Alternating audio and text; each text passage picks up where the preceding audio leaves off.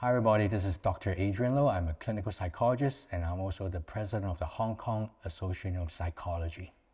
Hello，大家好，我係劉英健博士，我係一位心理學家，我亦都係心理學協會嘅主席。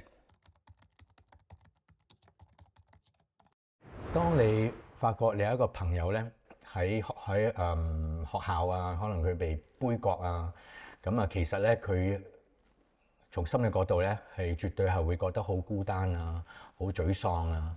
咁啊作為佢嘅朋友咧，我就建議咧可能陪住佢啦，因為就算你唔同佢講任何嘢，你陪住佢，只係一個嘅身體上嘅存在咧，其實已經係好幫助到好多嘅，係啦。咁當然都可以加埋一啲同理心啦。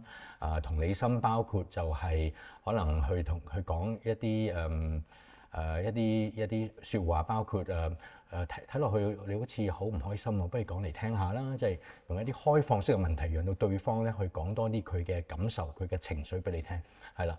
咁就記住同理心咧係一個非批判性嘅方法嘅，就千祈唔好去俾任何嘅批判話佢咁樣啱定錯啊，係啦，因為呢啲其實絕對係幫唔到你嘅朋友嘅，係啦。咁啊反而咧只係積極嘅聆聽啦，同埋咧就去做相關嘅回應啦，reflection 啦，同埋就可能去甚至乎去標籤佢嘅情緒啦。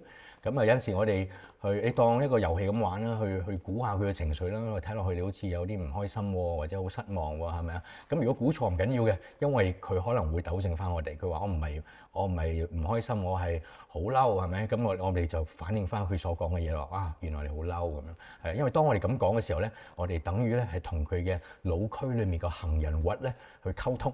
因為佢嘅行人核咧係最清楚佢當時嗰個嘅狀態嘅，係啦。咁啊，譬如佢係嬲嘅，咁嬲等於嬲，佢喺不停咧係做緊呢個吻合嘅。當佢有一個吻合嘅時候咧，其實個行人核咧就會產生一個舒緩嘅荷爾蒙咧，令到咧你嘅好朋友咧就會得到一個舒緩嘅好 calm 嘅感覺嘅。咁如果你嘅創傷係真係好嚴重嘅話咧，都建議大家咧。或者你覺得都係好唔開心啊，冇失去咗好多希望啊、盼望啊，咁又咧要打呢個 SPS 呢個電話，咁個電話咧就係2382000023820000。